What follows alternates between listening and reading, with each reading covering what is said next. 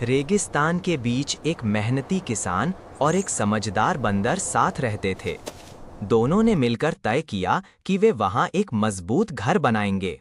बंदर दूर दूर तक जाकर पानी और खाने का इंतजाम करता, जबकि किसान दिन रात मेहनत करके मिट्टी और पत्थर लाता। कई दिनों की मेहनत के बाद उनका छोटा सा घर बनकर तैयार हो गया। एक शाम दोनों घर के बाहर बैठकर ठंडी हवा का आनंद ले रहे थे। तभी अचानक आसमान में काले बादल छा गए और जोरदार बारिश शुरू हो गई। पास की सूखी नदी में बाढ़ आ गई और देखते ही देखते उनका घर बह गया। किसान चुप खड़ा रहा, लेकिन तभी बंदर रोना लगा क्योंकि किसी ने लाइक सब्सक्राइब नहीं किया। तपती गर्मी में एक किसान का खेत सूख चुका था। उसने आखिरी उम्मीद से तरबूज बोए और रोज आसमान की तरफ देखता रहा। एक शाम एक सफेद कबूतर पास आकर बोला, मैं बादल बुला सकता हूं, पर तुम्हें दयालु रहना होगा। किसान ने हामी भर दी। अगले दिन तेज बारिश हुई और खेत हरियाली से भर गया। मीठे तरबूज तैयार हो गए। कुछ दिनों बाद कबूतर लौटा और एक छोटा फल मांगा। किसान ने टाल दिया। कबूतर चुपचाप उड़ गया। धीरे धीरे खेत फिर सूखने लगा और किसान को अपनी गलती समझ आ गई।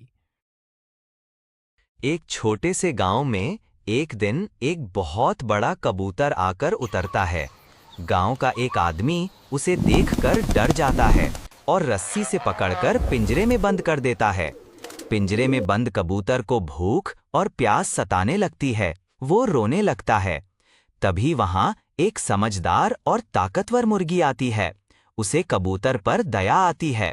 वो चालाकी से पिंजरा खोलती है और कबूतर को बाहर निकाल लेती है। दोनों गांव वालों से बचते हुए भाग जाते हैं।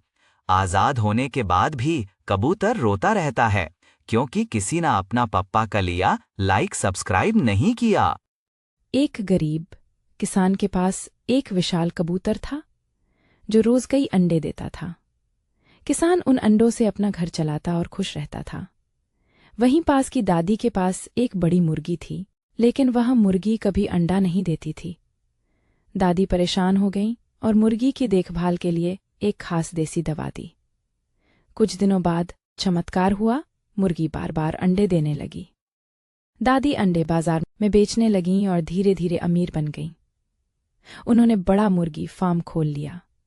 यह देखकर किसान और कबूतर रोना लगता है, क्योंकि अपना मेहनती और प्यारा पापा का लिया किसी ने लाइक सब्सक्राइब नहीं किया।